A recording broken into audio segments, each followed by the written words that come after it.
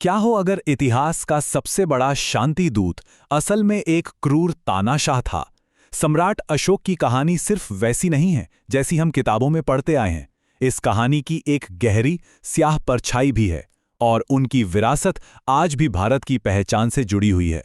मशहूर लेखक H.G. Wales ने अशोक के बारे में ये कहा था, और यही वो छवि है जिसे हम सब जानते हैं, है ना? एक आदर्श राजा, लगभग एक संत जैसा। लेकिन क्या यही पूरी कहानी है? क्योंकि जैसा कहते हैं, हर चमकते सितारे की एक परछाई भी होती है। तो आज हम उसी चमकदार छवि के पीछे छिपे अंधेरे को देखेंगे और अशोक की विरासत की असली उलझी हुई कहानी पर से पर्दा उठाएंगे। तो चलिए सबसे पहले मिलते हैं धर्माशोक से। ये अशोक का वो रूप है जिसे पूरी दुनिया जानती और मानती है। बौद्ध धर्म अपनाने के बाद वो एक पवित्र राजा बन गए और उन्होंने पूरी दुनिया में अहिंसा और शांति का संदेश फैलाया। लेकिन सिक्के का एक दूसरा पहलू भी है। धर्माशोक के ठीक उलट एक और अशोक था, चंडाशोक, यानी क्रूर अशोक। एक तरफ शांति का मसीहा तो दूसरी तरफ एक बेरहम विजेता।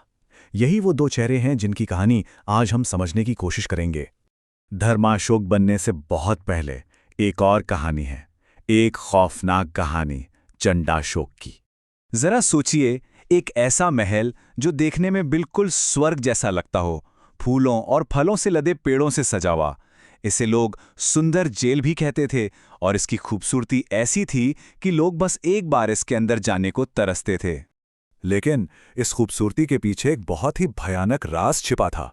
इस महल का असली सच इसकी सुंदरता में नहीं, बल्कि इसके अंदर बने नर्क में था। एक पुराना बौद्ध ग्रंथ है, अशोक वदन। उसमें इस जगह के बारे में जो लिखा है वो रोंगटे खड़े कर देता है। कहते हैं कि अशोक ने खुद नर्क का दौरा करके इसके टॉर्चर चेंबर्स को डिजाइन किया था।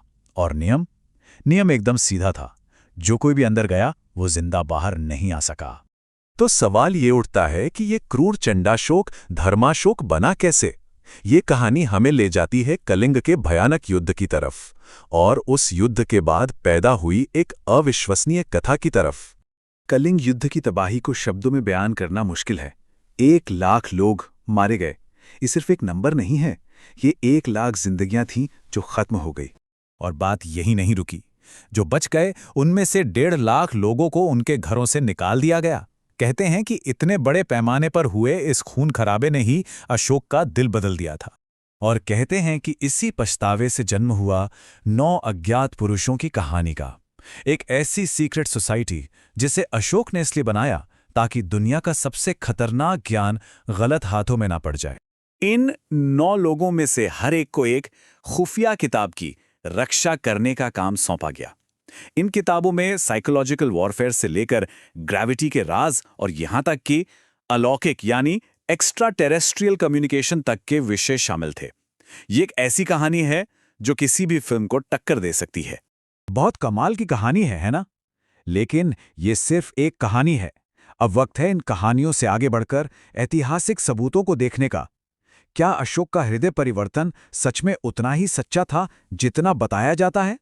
ये देखिए, ये है अशोक का मशहूर 13वां शिलालेख। पत्थर पर लिखे यही वो शब्द हैं जो अशोक के पछतावे की कहानी का सबसे बड़ा सबूत माने जाते हैं। लेकिन यहां एक बहुत बड़ा ट्विस्ट है।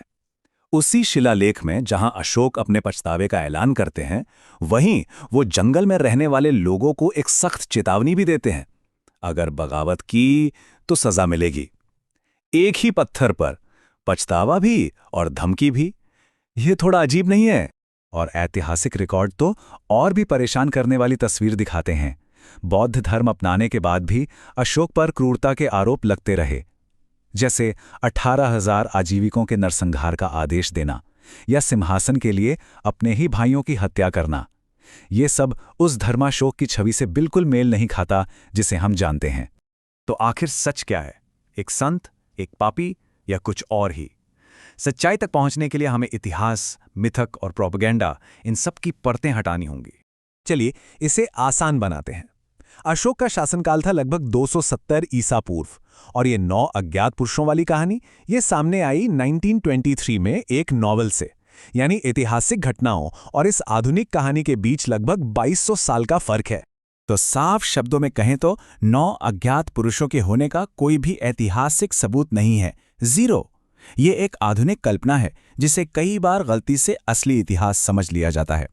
अंत में अशोक ना तो पूरी तरह से संत थे और ना ही सिर्फ एक पापी। वो एक बहुत ही चतुर और शक्तिशाली शासक थे जिन्होंने पहले तलवार के दम पर एक साम्राज्य बनाया और फिर शायद अपनी विरासत को बदलने के लिए धर्म का इस्तेमाल किया।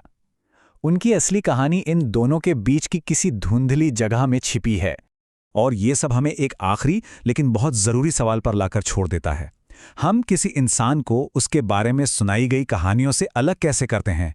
और जब हम ऐसा करने की कोशिश करते हैं तो क्या हम सच्चाई के ज़्यादा करीब पहुंचते हैं या फिर अनजाने में एक और नई कहानी गढ़ रहे होते हैं?